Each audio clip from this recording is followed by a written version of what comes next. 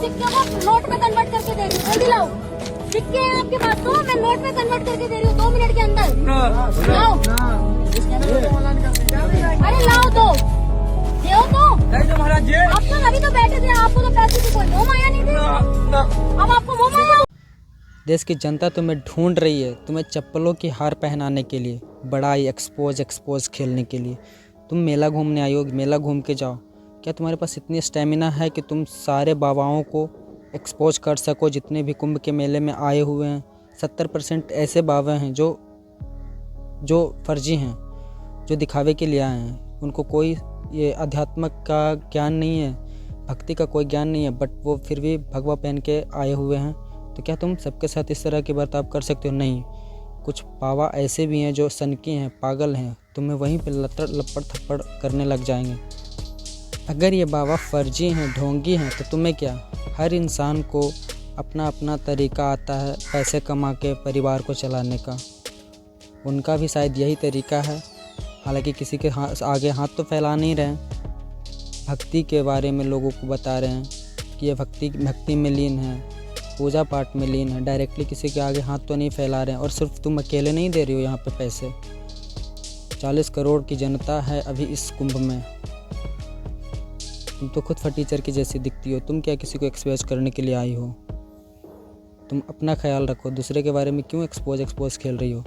वो अपने परिवार को पालन पोषण करने के लिए इस तरह के कष्ट में आके ढोंगी करे या फिर कुछ भी करे, जो भी करे वो रियल सामने है।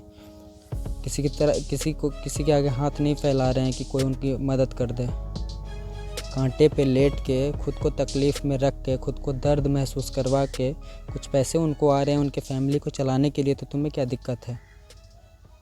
शकल की न सूरत की बड़ाई ये कुंभ में एक्सपोज खेलने। इस कुंभ के मेले में ऐसे भी बाबाएँ आए हुए हैं जो बहुत सनकी हैं, वहीं पे तुम्हें चप्पल से मुंह पोंछ देंगे, तुम्हारी सारी धूतें बिगाड़ देंगे, भूत बना के भगा देंगे। और देश की जनता तुम्हारी आईडी मांग रही है ताकि तुम्हें कुछ कह सके अपने तरफ से। वो अपने परिवार को चलाने के लिए कुछ भी कर रहे हैं, खुद को कष्ट में डाल रहे हैं। ठीक है, 100% ना सही, लेकिन 50% तो भक्ति में लीन हैं। वो ऐसा हर जगह करते हैं, जहाँ जहाँ भी मेला लगता है, जहाँ जहाँ भी देवी देवताओं, भक्ति, इन सब चीज़ों का बात आता है, वो अपने धर्म के राह पे चल रहे हैं। और ये कोई ज़रूरी नहीं है कि धर्म के राह पे चलने वाला एकदम 100% धार्मिक हो, सच्चा हो, सनातन का ज्ञान हो।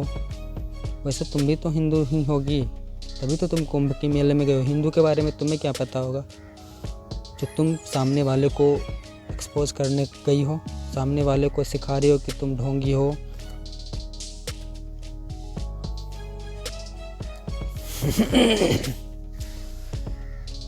इस कुंभ में 70% बाबा ऐसे होंगे जो ढोंगी होंगे। 30% की वजह से ही 40 करोड़ की जनता कुंभ में आए हुए हैं, क्योंकि 30% बाबा संत होंगे जो सनातन के ज्ञान रखते होंगे, आध्यात्मिक के राह पे चल रहे होंगे, खुद के खोज की तलाश में चल रहे होंगे, भगवान की भक्ति में लीन होंगे। तो क्या तुम इन 30% बाबाओं को छोड़ के उन 70% बाबाओं को जो अभी कुंभ के मेले में आए हुए उनको एक्सपोज कर सकती हो? हमारे पास है उतना स्टेमिना नहीं। बस सामने से कोई मिल गया, थोड़ा सा डाउट हो गया।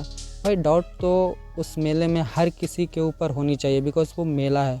इस मेला में तो कई साधु संत ऐसे भी मिले हैं जो बच्चे चोरी करके भाग रहे थे। तब तुम कहाँ थी? या फिर तब कहाँ था ये मीडिया? सिर्फ रिछारिया के पीछे पड़ी हुई है,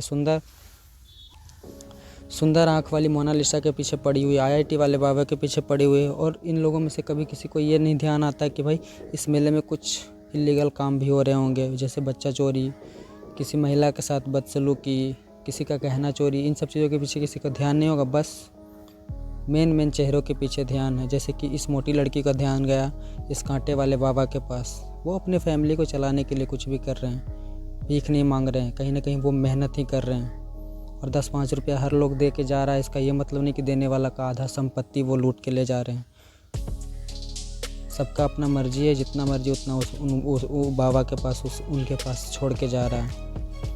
अगर तुम उनसे भी गई गुजरी हो तो तुम वो पैसे उठा के लेके आ जाती। क्या ज़रूरत है इतना एक्सपोज करने की?